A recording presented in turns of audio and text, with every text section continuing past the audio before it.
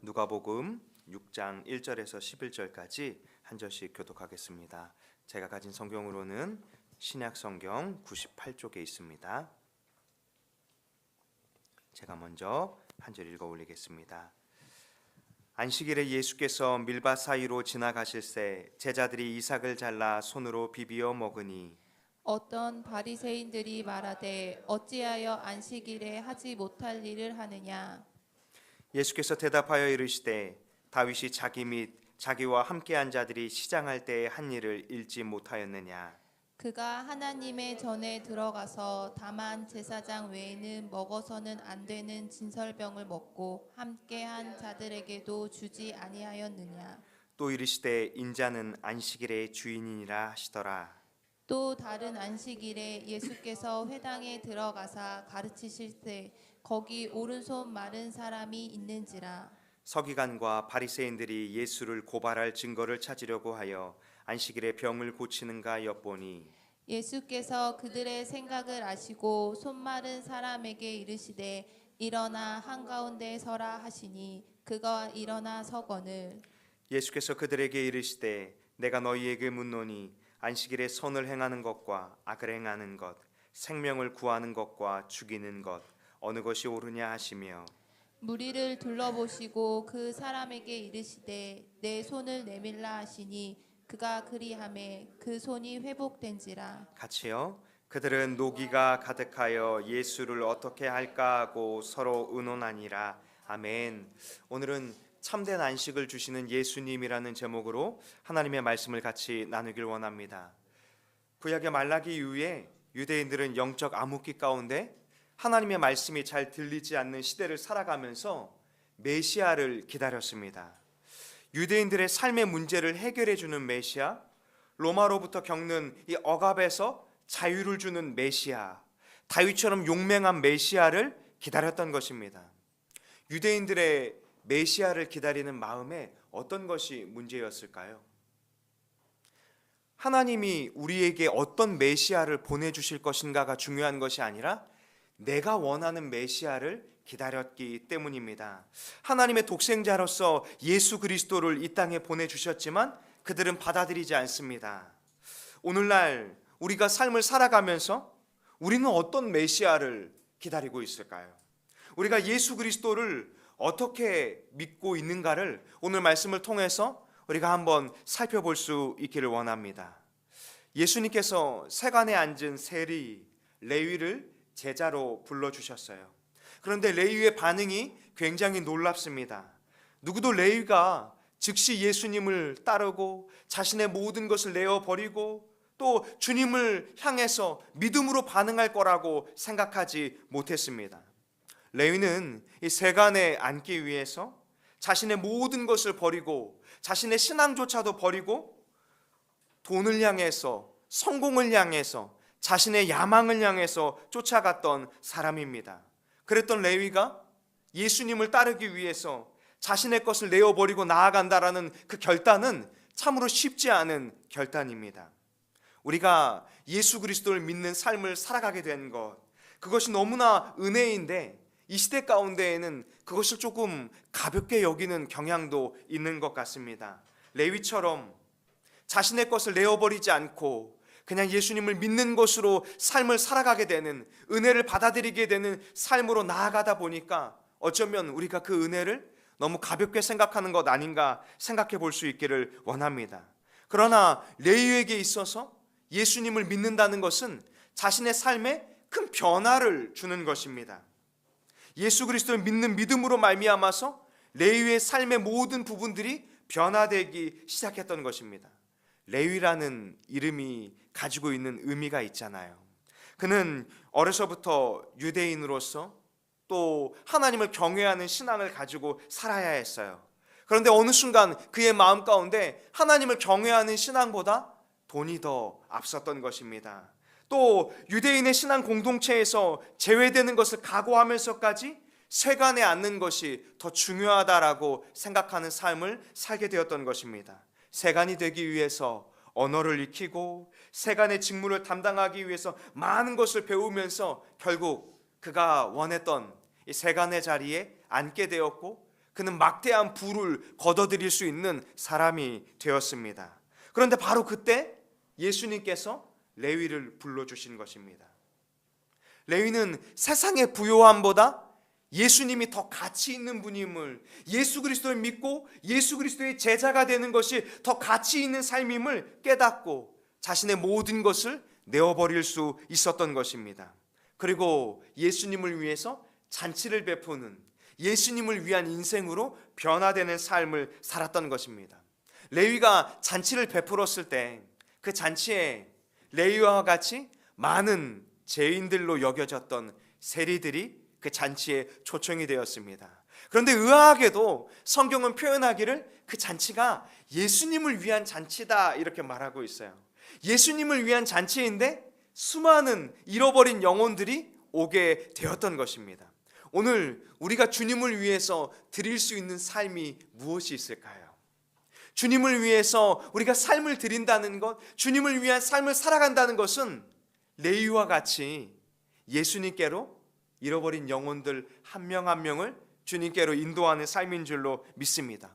레위는 예수님을 위해서 잔치를 베풀고 또 자신의 주변에 수많은 사람들을 예수님께로 인도하고 그들도 자기가 맛본 예수님을 믿었을 때, 그 예수님을 따랐을 때 얻게 되는 그 참된 자유와 은혜를 누리기를 원했던 것입니다. 바로 선한 목자이신 예수님께로 인도하는 삶을 살았던 것입니다. 그런 놀라운 은혜가 있는 현장 가운데 바리새인과 서기관들은 오히려 예수님이 세리와 같은 죄인들과 같이 더불어 먹고 마신다라고 비방하고 말았습니다. 그때 예수님께서 누가복음 5장 31절에 이렇게 말씀하십니다.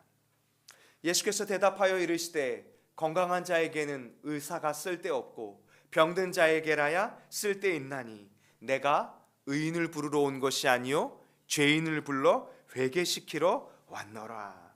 스스로 회복할 수 없는 죄인을 주님께서 불러주시고 회개케 하시고 하나님과 화목하게 하여 주시기 위해서 이 땅에 오셨다라고 말씀하고 있는 것입니다.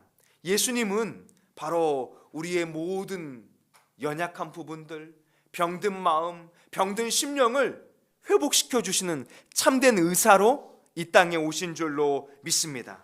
그런데 그들이 예수님의 제자들을 향해서도 이렇게 비난하기 시작했어요. 아니, 요한의 제자들은 금식하고 기도하는 경건의 열심을 내는데 예수님의 제자들은 오히려 먹고 마시고 있다는 거예요. 예수님께서 그 바리새인들과 서기관들을 향한 안타까운 마음으로 이렇게 말씀해 주셨어요. 신랑과 함께 있는 혼인집 손님들은 그들과 먹고 마시는 것이 너무나 당연하다는 거예요. 또 다른 비유로 새 옷에 조각을 잘라서 낡은 옷에 붙이는 일은 없다는 거예요. 또 새 포도주를 이 낡은 가죽 부대에 넣어서 터뜨리는 일은 없다는 것입니다. 이 여러 비유들이 말씀하고자 하는 것이 무엇입니까? 바로 새 포도주이신, 새 언약이신 예수 그리스도를 믿음으로 따르는 삶을 살아야 한다라고 말씀하고 있는 것입니다. 그러나 안타깝게도 5장 39절의 말씀에는 그들이 여전히 묵은 포도주를 원하고 있다. 이 땅에 예수 그리스도를 보내주셨는데 예수 그리스도를 받아들이지 않고 자신들의 종교적인 습관과 종교적인 행위에 머무르고 있음을 예수님께서 안타까워하고 계신 것입니다. 오늘 그들을 향해서 다시 한번 안식일에 담긴 하나님의 뜻이 무엇인가를 6장에 설명하고 있는 것입니다. 6장 1절을 같이 한번 읽어보기를 원하는데요. 같이 읽겠습니다. 시작. 안식일에 예수께서 밀밭 사이로 지나가실새 제자들이 이삭을 잘라 손으로 비비어 먹으니 아멘. 안식일에 예수님 잠시만요. 안식일에 예수님께서 밀밭 사이로 지나가시는데 제자들이 밀이삭을 잘라서 먹었습니다. 그랬더니 바리새인들이 제자들의 행동을 보고 문제를 제기했어요. 안식일에 제자들이 율법을 왜 어기느냐 이렇게 묻는 것입니다. 안식일의 율법을 어겼다는 것은 안식일에 밀을 비비는 일을 행해서 안식일을 지키지 않았다는 것입니다. 예수님께서는 그 바리새인들의 질문에 다른 의도로 대답해 주세요. 바리새인들의 생각에는 제자들이 안식일에 미리삭을 자르고 비벼서 먹음으로 율법을 어겼기 때문에 여기에 대해서 예수님이 어떻게 판단하실 것인가를 기대하고 있었던 것입니다. 그런데 예수님께서는 오히려 바리새인들을 향해서 이렇게 물으세요. 율법에 담긴 하나님의 뜻이 무엇이냐는 거예요. 안식일을 하나님께서 소중하게 여기시고 이스라엘 백성들에게 안식일을 지키라고 하셨던 그 하나님의 뜻, 하나님의 마음이 무엇인가를 물으시는 거예요. 이것은 바리새인들에게 굉장히 도전적인 질문일 것입니다. 예수님의 비유처럼 새 부대에 새 포도주를 넣어야 하는데 그들이 여전히 묵은 포도주를 좋아하는 것처럼 묵은 옛 관습을 따르고 있다는 말씀처럼 지금 바리새인들의 마음에 예수님의 질문은 충돌하고 있는 것입니다. 그러면서 3절 4절에 이렇게 말씀하십니다. 우리 3절 4절을 같이 한번 읽어보겠습니다. 시작. 다윗이 주여 같이 읽겠습니다. 시작. 예수께서 대답하여 이르시되 다윗이 자기 및 자기와 함께한 자들이 시장할 때의 한 일을 잃지 못하였느냐. 그가 하나님의 전에 들어가서 다만 제사장 외에는 먹어서는 안 되는 진설병을 먹고 함께한 자들에게도 주지 아니하였느냐. 아멘. 다윗이 사울에게 쫓길 때 제사장 아히멜렉을 찾아가서 떡 5덩어리를 달라고 요청했어요. 그랬더니 아히멜렉이 지금 다른 떡은 없고 거룩한 떡이 있는데 만일 너와 함께하고 있는 소년들이 여인들을 가까이 하지 않았다면 이 떡을 먹을 수 있다라고 이 율법을 해석했던 것입니다. 진설병은 여호와 앞에서 물려낸 떡으로 제사장만이 먹을 수 있는 떡인데 이 소년들이 구별된 삶을 살았다면 배고픔을 해결하기 위해서 이 떡을 먹을 수 있다라고 해석한 것입니다. 제사장 아히멜렉이 율법의 이 진설병 규례를 해석한 것에 대해서 유대인들은 문제로 삼지 않고 다윗의 요청 역시도 잘못되었다라고 생각하지 않고 있는 것을 이야기하고 있는 것입니다. 이처럼 예수님께서 그들이 중요하게 생각하는 다윗을 예로 들었던 것, 또 율법을 사람을 위해서 해석했던 것에 대해서 이것이 하나님의 뜻을 어긴 것이냐 아니면 하나님의 뜻을 지킨 것이냐라고 물어보면서 도대체 하나님의 율법은 무엇을 위해서 존재하고 있는 것이냐라고 다시 한번 서기관들과 바리새인들에게 묻고 있는 것입니다. 이처럼 다윗과 소년들이 진설병을 먹은 것에 대해서도 죄라고 여기지 않는데 그들이 배고파서 미리삭을 잘라서 비빈 것에 대해서 과연 정죄를 하는 것이 합당하냐라고 묻고 있는 것입니다. 결국 이 말씀은 바리새인들을 향해서 예수님께서 너희가 성경을 가지고 있고 하나님의 말씀을 맡은 자들이지만 하나님의 말씀에 대해서 무지한 것이 아니냐라고 묻고 있는 것입니다. 그러면서 5절에 주님께서는 이렇게 말씀하세요. 또 이르시되 인자는 안식일의 주인이시니라. 안식일의 주인이신, 안식일의 권위를 가지신 예수 그리스도께서 이렇게 하나님의 말씀을 해석하시는데 다윗보다 더 크신 이가 하나님의 말씀을 설명해 주시는데 오히려 바리새인들은 예수님을 향해서 율법을 어긴 것이 아니냐, 죄인인 것이 아니냐라고 따지고 있는 것입니다. 그런데요, 사실 성경을 자세히 살펴보면 오늘 이 미리삭을 잘라 먹은 것은 율법에 기록되어 있지 않아요. 안식일에 미리삭을 자르거나 비비는 것은 원래 율법이 아니었습니다. 유대인들은 율법에다가 계속해서 우리가 잘 알고 있는 장로들의 유전이라고 말하는 전통을 계속해서 붙이기 시작했어요. 자신들이 거룩하다라고 생각하고 있는 것들을 율법으로 추가해서 지키게 만들었던 것입니다. 이것에 대해서 고대 유대인들이 지키려고 했던 규칙집, 미슈나는 안식일 준수에 관한 교훈들이 여러 가지 담겨져 있는데요. 안식일에 해서는 안 되는 행동들 39가지를 기록하고 있었어요. 바로 그 중에 하나인 밀이삭을 비비거나 잘라먹는 행위를 행하면 아니 된다라고 예수님을 향해서 그들이 율법을 들이댔던 것입니다. 그러나 그 법은 엄밀히 말하면 율법을 어긴 것이 아니라 그들 인간들이 만든 전통에 대한 것에 불과하다라고 예수님이 비꼬고 있는 것입니다. 그러면서 너희들 유대인들의 전통, 장로들의 전통을 따르는 것이 과연 유익하냐? 하나님의 말씀을 따르는 것이 유익하지 아니하냐? 안식일의 주인이신 예수 그리스도께서 이 땅에 오셨는데 그 예수 그리스도를 따라가는 것이 과연 맞는 것 아니냐라고 묻고 계셨던 것입니다.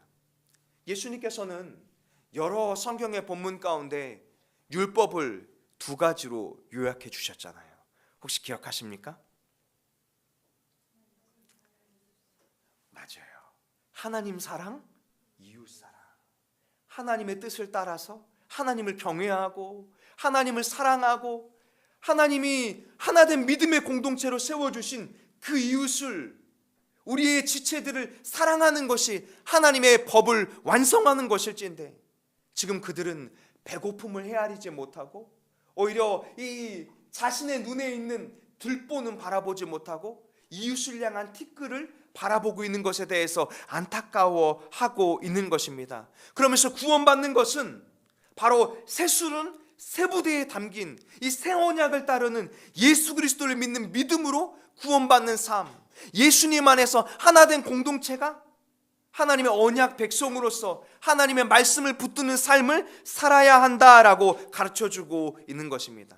오늘 이 말씀은 동일하게 우리에게도 묻고 계세요.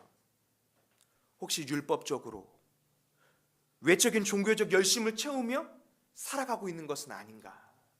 다른 사람과 비교하며 나는 금식도 하고 기도도 하고 또 나는 여러 신앙적인 열심을 가지고 있는데 내 주변의 지체들은 무엇을 하고 있는 것인가? 바리새인들의 비판적인 시선에 우리가 사로잡혀 있는 것은 아닌가? 이것을 하나님의 말씀과 또 예수 그리스도께서 걸어가신 그 믿음의 길을 바라보면서 살펴봐야 할 줄로 생각합니다. 예수님께서는 이 마태복음 12장 6절에 이렇게 말씀해 주셨어요. 6절 7절을 같이 한번 읽어보겠습니다. 시작. 내가 너희에게 이르노니 성전보다 더 큰 이가 여기 있느니라. 나는 자비를 원하고 제사를 원하지 아니하노라 하신 뜻을 너희가 알았더라면 무죄한 자를 정죄하지 아니하였으리라. 아멘. 주님이 우리에게 원하시는 것이 무엇입니까? 제사같이 종교적인 외형적인 모습이 아니라 우리가 하나님의 뜻이 무엇인지를 믿음으로 씨름하는 것. 헤세드와 같은 하나님의 은혜를 우리가 받았다면 그 은혜를 우리의 지체들을 향해서, 우리의 공동체의 식구들을 향해서, 또 세상을 향해서 흘려보내야 할 줄로 믿습니다. 바로 안식일의 주인이신 예수 그리스도, 그 예수 그리스도께서 우리에게 원하시는 것, 예수 안에서 참된 안식을 누리며 살아가기를 원하시는 줄로 믿습니다. 우리는 오늘 이 말씀과 같이 안식일의 주인이신 예수님 안에서 그 은혜를 누리며 살아가고 있을까요? 공동체 안에서 그 은혜를 나누며 살아가고 있을까요? 매 주일 우리가 예배를 드리고 있는데 하나의 종교적인 행위로 그치고 아무런 마음에 감흥 없이, 은혜 없이 말씀을 붙들지 않고 다시 돌아갔다면 그것은 어쩌면 바리새인들의 모습과 같이 외형적인 종교적인 행위만 하고 돌아가는 것인지도 몰라요. 그렇게 메마른 채로 살아가다 보면 우리 마음 가운데 어떤 일들이 일어날까요? 삶에 부딪혀 오는 일들 속에서, 사람들과의 교제 속에서 선한 은혜가 흘려지는 것이 아니라 부딪혀지고 상처받고 갈등되어지고 낙심하는 일들이 일어나게 되는 것입니다. 주님은 그것을 안타까워 하셨던 거예요. 오히려 예수 그리스도의 십자가 죽음과 부활하심을 기념하며 주일에 예배하는 것처럼 하나님의 성령의 임재 가운데 예배하고 그 은혜를 붙들고 예수 그리스도의 은혜 가운데 살아가기를 원하시고 그 은혜를 나누며 살아가기를 원하시고 하나님 나라를 소망하며 살아가기를 원하시고 주님의 말씀을 나누며 살아가기를 원하시고 예수 안에서 참된 안식을 누리며 살아가기를 원하시는 줄로 믿습니다. 그 믿음의 길을 살아가셨으면 좋겠어요. 그 은혜를 놓치지 않으시기를 소망합니다. 또 6절, 7절의 말씀을 같이 한번 살펴보길 원하는데요. 우리 6절, 7절 말씀을 같이 한번 읽어보겠습니다. 시작.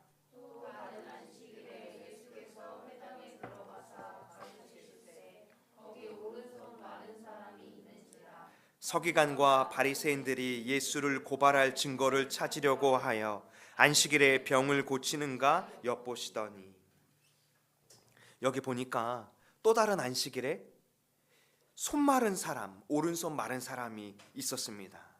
예수님께서는 그 회당에 들어가셔서 하나님의 말씀, 천국 복음을 전하고 계십니다. 그런데 서기관과 바리새인들이 예수님 곁에 있는데 어떤 눈으로 보고 있을까요? 여기 7절에 보니까 안식일에 과연 병을 고치는가 엿보고 있었다 이렇게 말하고 있어요. 여기 엿보니라는 성경의 의미는 구석에서 몰래 훔쳐본다 이런 의미를 담고 있어요. 예수님이 과연 안식일에 병든 자를 고치시는가? 그러면 율법을 어기는 것인데, 이렇게 예수님의 문제를 발견하려고 이 몰래 훔쳐보는 이 나쁜 눈으로 보고 있는 것입니다. 그런데 예수님께서는 오히려 그런 그들의 마음을 깨달으시고 오히려 이렇게 8절 9절에 말씀해 주셨어요. 제가 8절 9절 말씀을 한번 읽어 올리겠습니다. 예수께서 그들의 생각을 아시고 손 마른 사람에게 이르시되 일어나 한가운데 서라 하시니 그가 일어나 서거늘. 오히려 이 서기관과 바리새인들은 몰래 훔쳐서 엿보듯 보고 있는데 예수님께서는 그 마음을 아시고 오른손 마른 사람을 모든 사람이 보게끔 가운데 세우십니다. 그런 다음에 9절에 이렇게 말씀하세요. 예수께서 그들에게 이르시되 내가 너희에게 묻노니 안식일에 선을 행하는 것과 악을 행하는 것, 생명을 구하는 것과 죽이는 것 어느 것이 옳으냐 하시니. 오늘 우리가 믿음으로 살아간다면 선을 행하는 것, 하나님의 뜻을 행하는 것과 악을 행하는 것 어느 것이 중요할까요? 생명을 살리는 것과 죽이는 것 어느 것이 중요할까요? 교회에서 한 영혼을 구원하는 것과 교회의 일을 잘하는 것 어느 것이 중요할까요? 우리가 전심으로 예배하는 것과 세상의 것을 성공하는 것 어느 것이 중요할까요? 예수님께서는 서기관과 바리새인들과 또 예수님을 따르는 이 회당에 있는 수많은 무리들과 오늘 우리들을 향해서 동일하게 묻고 있는 것입니다. 너는 그리스도의 제자로서 예수 그리스도의 사람으로서 하나님의 뜻인 선을 행하고 있느냐? 아니면 세상을 따라가고 있느냐? 생명을 살리고 있느냐? 생명을 소모하고 있느냐? 예수 그리스도를 따르고 있느냐? 아니면 너의 길을 걷고 있느냐? 묻고 있는 것입니다. 소원하는 것은 우리가 믿음의 삶을 살되 생명을 살리는 길이 되길 원합니다. 주님은 우리를 통해서, 교회를 통해서 생명을 살리기를 원하세요. 교회가 화려하고 수많은 일을 하고 이건 역시도 주님을 위해서 존재하는 것이지 교회의 이름을 드러내는 것은 아무런 의미가 없습니다. 우리 다산 동행교회가 흩어 구제하는 것도 구제를 잘하는 교회, 이렇게 이름을 날리기 위해서 하는 것이 아닙니다. 바로 예수 그리스도의 사랑을 흘려보내기 위함이고 예수 그리스도의 복음을 증거하기 위함이고, 그것은 모두 예수 그리스도의 마음으로 한 영혼을 사랑하기 위한 그 삶의 표현인 줄로 믿습니다. 그 믿음의 길을 향해서 나아가는 것, 바로 주님은 우리가 이 생명을 살리는 삶을 살아가는 것을 원하시는 거예요. 예수님 안에서 믿음의 공동체를 세워가는 것도 이와 다르지 않습니다. 우리가 이 공동체를 통해서 많은 일을 하는 것을 통해서 하나님은 영광을 받으실 거예요. 그러나 그 안에 사랑이 없다면, 그 안에 복음이 없다면, 그 안에 영혼을 구원하고 영혼을 살리는 것이 없다면 그것은 바울이 고린도 교회를 향해 말하는 것처럼 울리는 꽹과리에 불과할 것입니다. 참된 교회는 한 영혼을 살리기 위해서, 한 영혼을 그리스도의 사랑으로 구원하기 위해서 있는 줄로 믿습니다. 그것이 교회의 본질이고 그 영혼을 구원하기 위해서 하나님의 복음을 전하고 하나님의 사랑을 흘려보내는 거예요. 주님은 오늘 이 말씀을 통해서 동일하게 우리에게 권면하고 있어요. 너희가 생명을 살리기를 원하는 것이냐? 아니면 너희가 선을 행하기를 원하는 것이냐? 아니면 다른 길을 걷기를 원하는 것이냐? 주님이 그것을 그들에게 묻고 있는 것입니다. 그러면서 주님께서 말씀하시기를 또 10절에 이렇게 말하세요. 무리를 둘러보시고 그 사람에게 이르시되 내 손을 내밀라 하시니 그가 그리하매 그 손이 회복된지라.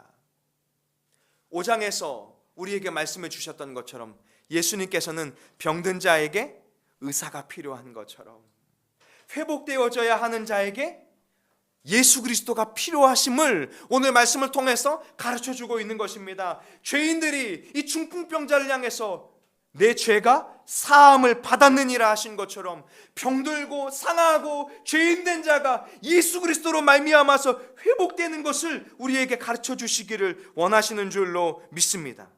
오늘 이 말씀처럼 한 주간의 삶을 살아갈 때 우리가 생명을 살리고 하나님 기뻐하는 선한 삶을 씨름할 수 있기를 원합니다. 그저 바리새인과 같이 사람들의 전통과 관습을 따라서 종교적인 외적인 행위를 하는 것에 마음을 두지 않기를 원합니다. 안식일의 주인 되시고 교회의 주인 되시고 우리의 몸된 공동체의 주인 되신 예수 그리스도를 따라서 하나님의 뜻을 행하며 생명을 살리는 주님의 제자들이 될 수 있기를 원합니다. 그런다면 우리를 제자로 불러주시고 사람을 낚는 어부로 불러주시고 영혼을 구원하는 삶을 살도록 부르신 것처럼 그 은혜를 흘려보내는 우리 다산동행교회 믿음의 식구들이 될 수 있을 줄로 믿습니다. 기도하겠습니다.